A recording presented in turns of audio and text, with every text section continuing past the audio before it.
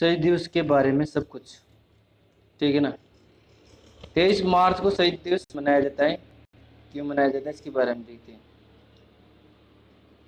23 मार्च के दिन सुखदेव, भगत सिंह और राजगुरु को मातृभूमि के लिए अपनी सर्वोच्च अर्पण करने वाले भगत सिंह, सुखदेव और राजगुरु के बलिदान ने उन्हें कोटि कोटि नमन।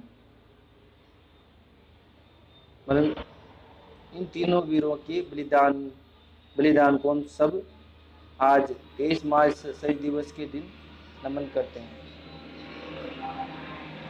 और श्रद्धांजलि अर्पण करते हैं, ठीक है।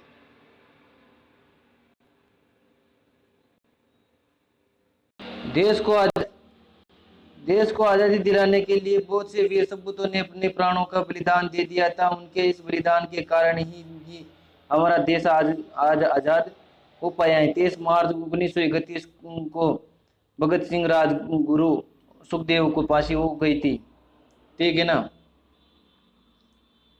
उनको जो फांसी थी वो एक दिन मतलब 24 मार्च को नहीं थी, पर वो 23 मार्च को ही हो गई। इस कारण की जन विद्रोह होगा और जन विद्रोह से बचने के कारण उन्होंने एक दिन पहले उनको फांसी दे दी गई। इनको सोडर्स की हत्या में मतलब अंग्रेजी अधिकारी सोडर्स की हत्या में गिरफ्तार किया गया था और बाद में उनको 23 मार्च को 1931 को फांसी दे दी गई थी। अब अपन भगत सिंह का परिचय पढ़ते हैं, ठीक है ना। भगत सिंह का परिचय। इनका जन्म 27 सितंबर 1907 को पंजाब के बंगा गांव के जारणवाल में हुआ था, है ना। और अब वर्तमान में पाकिस्तान में पढ़ता है। वे स्वतंत्र सेनानी के परिवार से में पले बड़े थे ना। उनके पिता किशन सिंह थे और चाचा सरदार अजीत सिंह थे और ये स्वतंत्रता सेनानी थे। भगत सिंह का नाम करतार सिंह सरबा था। करतार सिंह सरबा था भगत सिंह का रियल नाम। गदर आंदोलन के बाद बने क्रांतिकारी, और ये गदर आंदोलन होता है उसके बाद क्रांतिकारी बने थे भगत सिंह। 13 अप्रैल 1919 को हुए जलियांवाला बाग नरसंहार के बाद भगत सिंह अमृतसर पहुंचे और 19 साल की छोटी उम्र में उनको जो फांसी हुई थी वो 19 साल की छोटी उम्र में चढ़ी थी। अब उनकी ढंग से मूंछ भी नहीं है।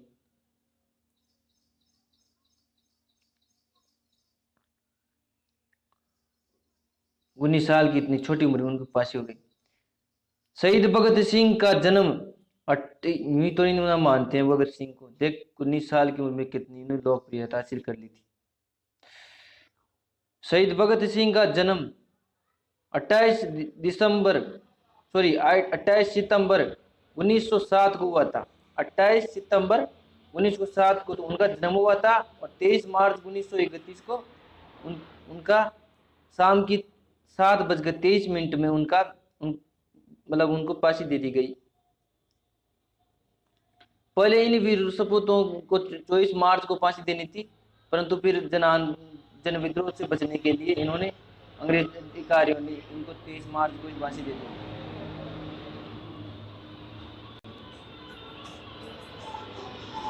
राजगुरु का पूरा नाम है शिवहरि राजगुरु, ठीक है ना।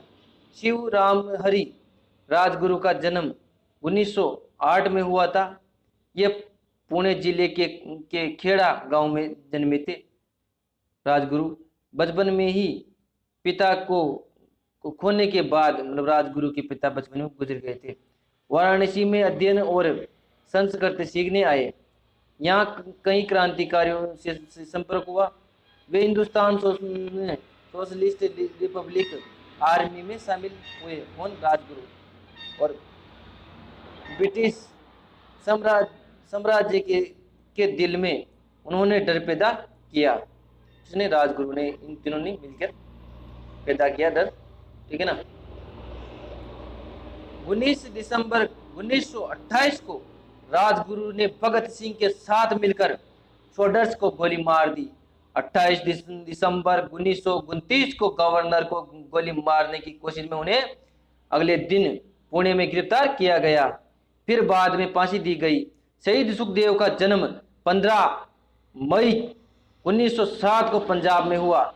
सुखदेव का जन्म 1907 में पंजाब में हुआ और लायलपुर में हुआ था। यह इलाका अब पाकिस्तान में आता है। भगत सिंह और सुखदेव के परिवार लायलपुर में मतलब लायलपुर के आसपास ही रहते थे। इन दोनों के परिवारों में गहरी दोस्ती थी। दोनों लाहौर नेशनल कॉलेज के छात्र थे। शोडर्स हत्याकांड में सुखदेव, राजगुरु, भगत सिंह तीनों ने मिलकर मतलब ये कांड किया था, शोडर्स को गोली मारी थी। शहीद राजगुरु का परिचय। शहीद राजगुरु का जन्म 24 अगस्त 1908 को पुणे जिले के खेड़ा में हुआ था। शिवाजी की छापामार शैली के प्रशंसक राजगुरु लोकमान्य बाल गंगाधर तिलक के विचारों से भी प्रभावित थे। पुलिस की बर्बर लाठी चार्ज के कारण स्वतंत्रता संग्राम के एक बड़े नेता लाला लाजपत राय का निधन हो गया था। उनकी मौत का बदला लेने के लिए राजगुरु ने 19 दिसंबर 1928 को भगत सिंह के साथ मिलकर लाहौर में अंग्रेज सहायक पुलिस अधीक्षक जेपी शोडर्स को गोली मार दी और खुद को गिरफ्तार करवा दिया था। अन्य महत्वपूर्ण घटनाएं। शहीद ये आजम भगत सिंह, सुखदेव, राजगुरु, इन तीनों की शहादत को पूरा संसार नमन करता है, सम्मान की नजर से देखता है और भारतीय स्वतंत्रता संग्राम के इतिहास में यह एक महत्वपूर्ण घटना मानी जाती है, जहां एक भगत सिंह और राजगुरु कॉलेज के युवा स्टूडेंट्स के रूप में भारत को आजाद कराने का सपना पा लेते, वहीं दूसरी ओर राजगुरु विद्याध्ययन के साथ कसरत के काफी शौकीन थे और उनका निशाना भी काफी तेज था। वे सब चंद्रशेखर आजाद के विचारों से इतने प्रभावित थे कि उन्होंने क्रांतिकारी दल में शामिल होकर अपना विशेष स्थान बना लिया था। इस क्रांतिकारी दल का एक ही उद्देश्य था, सेवा और त्याग की भावना मन के लिए देश पर प्राण न्यौछावर कर सकने वाले नौजवानों को तैयार करना।